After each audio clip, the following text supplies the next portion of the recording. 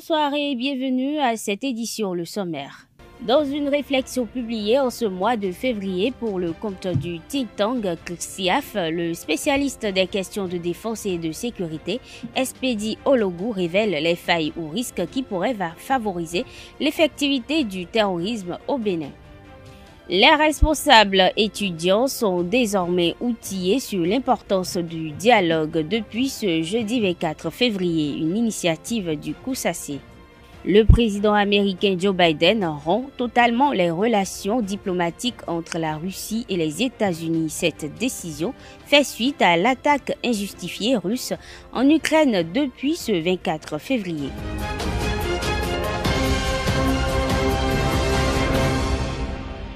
Bonsoir, le Bénin a connu plusieurs attaques terroristes ces derniers mois. Face à la situation, le gouvernement a annoncé l'achat de nouveaux équipements militaires pour combattre les djihadistes. Espedi Ologu, spécialiste des questions de défense et de sécurité et politologue, a réagi sur le site Civic Academy for Africa's Future. Le politologue indique que le piège central de la situation, dans la situation actuelle, serait de privilégier une riposte essentiellement militaire. Il estime que les failles préexistantes ou concomitantes à l'effectivité du phénomène terroriste à regarder de près par les gouvernants sont l'extrémisme politique, l'extrémisme religieux et celui social. Espedi Ologu a signalé aux gouvernants qu'il faut trouver des moyens intelligents de désactivation de ces mines symboliques, psychologiques et discursives. Le public béninois visite l'exposition art d'hier et d'aujourd'hui de la restitution à la révélation depuis 5 jours. Ces œuvres parlent et revendiquent leur retour aux sources dont Incinéré, une pièce de théâtre de Jérôme Tossavi mise en scène par Alouguine Dine, une représentation théâtrale qui révèle un autre aspect des 26 œuvres des trésors royaux d'Abomey ramenés au Bénin depuis le 11 novembre dernier. Un spectacle qui restitue l'autorité spirituelle de ces œuvres en respectant les pratiques locales. Incinéré est une écriture de Jérôme Tossavi mise en scène par Alouguine Dine et exécutée par des comédiens de renom tels que Bardol Migan, Didier Nasségandé, créé pour éveiller l'émotion du public qui est attendu à l'Institut français de Cotonou les vendredis et samedi 26 février, c'est-à-dire aujourd'hui et demain. Suivez cette interview de l'auteur Jérôme Tossavi au micro de Carles Kitomé. Incinéré est donc une pièce qui prête la parole donc aux objets d'art parce que nous sommes en plein dans cette thématique actuellement. J'ai été donc sollicité par l'ambassade de France près du Bénin pour produire un test qui fait parler les objets.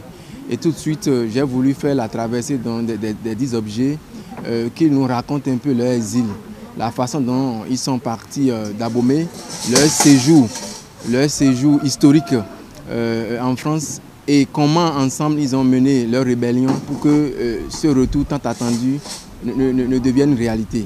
Et tout ceci de façon dramatique, je l'ai conçu dans la bouche des personnages à qui j'ai insufflé des psychologies à la fois faibles mais assez fortes. La finalité donc de ce test, c'est de célébrer les objets, de leur donner la parole pour qu'ils nous racontent véritablement l'exil. D'abord, c'est toujours une surprise pour l'auteur d'être en face de son texte, parce qu'au théâtre, comme on le dit, la pièce de théâtre, c'est d'abord la représentation. Avec la magie donc, du metteur en scène, on est toujours subjugué. Et quand c'est encore un metteur en scène de la trempe de Alouguine Dine, il n'y a rien à signaler.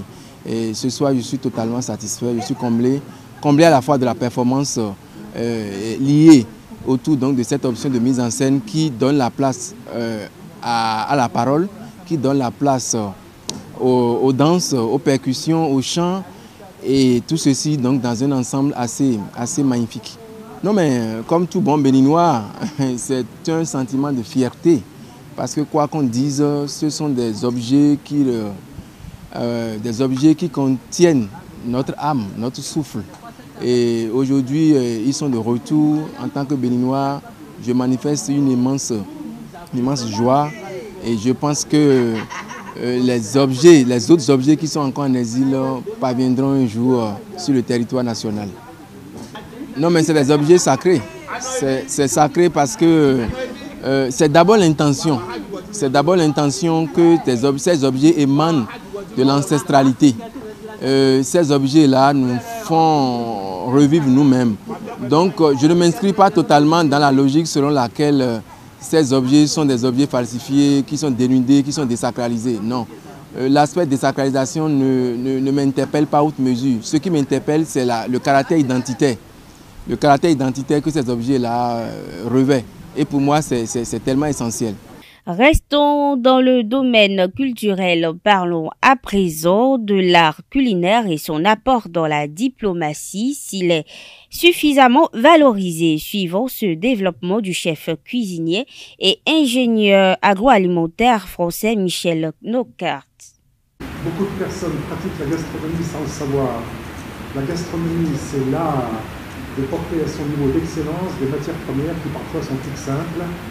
Et donc, c'est l'art de travailler des très très belles matières premières en y mettant du cœur et en y mettant des petites touches personnelles. Donc, on peut faire de la gastronomie avec de l'igname pilé.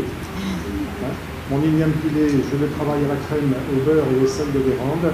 J'ai ma façon de l'émulsionner et on passe du culinaire au gastronomique. Le gastronomique est à la portée de tout le monde. Un œuf sur le plat, banal. Vous prenez un poivre rose, un poivre vert et un poivre noir de Madagascar. Vous les roulez au rouleau à pâtisserie. Et avant que le jaune soit saisi, vous piquez vos 3 poivres dedans. Et quand je mange mon œuf sur le plat, j'ai une petite brûlure cacaotée de Madagascar, j'ai une petite acidité du poivre vert et je finis par les fleurs du poivre rose. La gastronomie, c'est très simple. C'est de la créativité et puis beaucoup d'amour.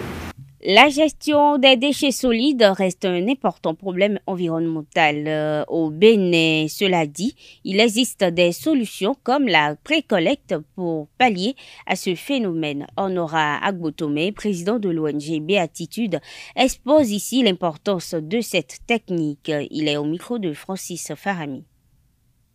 Nos rues, c'est-à-dire nos devantures ne sont plus tellement jonchées des tas d'ordures comme nous avons l'habitude. Parce que c'est quoi? Il est vrai qu'il y avait plusieurs structures d'ONG et qui avaient cette autonomie, qui sont indépendantes, de par les accords qu'ils avaient avec la mairie centrale pour faire la précollecte de ces ordures ménagères. Mais donc beaucoup n'y respectent pas. Beaucoup n'y respectent pas non seulement le contrat d'enlèvement de ces déchets solides ménagers. Ça fait une. Et il y a la résistance de nos populations et qui, compte tenu du coût, ne veulent pas s'abonner à ces structures également pour que ces structures passent pour enlever les ordures. Ce qui fait que vous rentrez dans des maisons, d'abord, des maisons qui ne disposent pas des poubelles, les ordures sont laissées pêle-mêle, on fait des tas d'ordures, l'on creuse pour enfouir ces ordures ménagères et tout ceci est interdit par les dispositions du code d'hygiène. Rien n'est respecté. Et les devantures sont sales, jonchées de ces ordures ménagères. Claude Ghislaine Fagbon, directrice du Centre des œuvres universitaires et sociales d'Abomey-Calavi, a profité ce jeudi de la tribune du séminaire de renforcement des capacités des responsables étudiants pour les sensibiliser sur l'importance du dialogue. Suivez son intervention. Quand on va aux négociations et qu'on ne connaît pas bien les techniques, nous sommes souvent bloqués. Parce qu'on se dit que, moi je veux telle chose et je rencontre les autorités. Tant que je n'ai pas cette chose-là, je ne bouge pas. Mais alors que quand nous voulons quelque chose et nous rencontrons les autorités, c'est le terrain qui commande, comme on dit chez nous. Au cours des négociations, chacun doit faire un pas vers l'autre. Les autorités aussi peuvent se dire, avant de rencontrer les responsables étudiants, nous, on ne va pas bouger par rapport à telle chose. Mais, chemin faisant, pendant les discussions, nous devons faire un pas chacun vers l'autre et arriver à un juste milieu pour trouver les solutions à nos préoccupations et pour nous permettre d'avancer. Dans le cas d'espèce, pour que nos organisations estudiantines puissent mieux accomplir leur mission et que le COUSAC puisse également mieux accomplir sa mission. Parce que sans vous, sans les étudiants, le COUS n'existe pas. Mais également, sans nous aussi, il sera un peu difficile à nos chers étudiants, à nos chers responsables, de pouvoir accomplir leur mission. Donc nous sommes appelés à travailler ensemble, la main dans la main, pour l'épanouissement de tous les étudiants. C'est très très important. Nous sommes là, que ce soit les organisations estudiantines, que ce soit le COUSAC, pour l'épanouissement des étudiants. Et nous devons y arriver. Et pour y arriver, nous avons besoin de nous écouter. Nous avons besoin de dialoguer. Nous avons besoin de prendre des décisions ensemble. Et je suis sûre qu'à l'issue de cette formation, nous allons acquérir chacun quelques outils ou assez d'outils pour mieux atteindre ces objectifs-là. La langue maternelle est la langue de socialisation, encore appelée langue première. Son usage en milieu professionnel et scolaire est souvent interdit, mais pour certains, son apprentissage peut constituer un outil de développement. Suivez ce reportage signé Quentin Amoussou qui nous édite au micro de Francis Fahmi.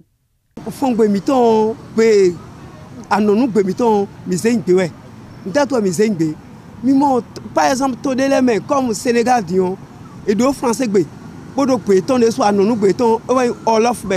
Fon, Kon, Mina, Yoruba, Adja font partie de la cinquantaine de langues parlées au Bénin, pour ne citer que celle-là.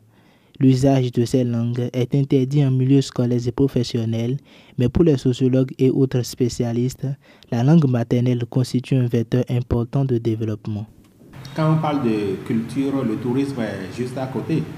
Qui peut parler aujourd'hui vraiment des fondations des royaumes du Bénin, en dehors de ceux-là qui vivent au quotidien dans les palais royaux, dans les milieux culturels proches de ces palais-là. Ce sont des gens qui sont là. Mais si vous ne comprenez pas, on va désigner des objets dans le palais royal, mais dont vous ne connaîtrez jamais les noms.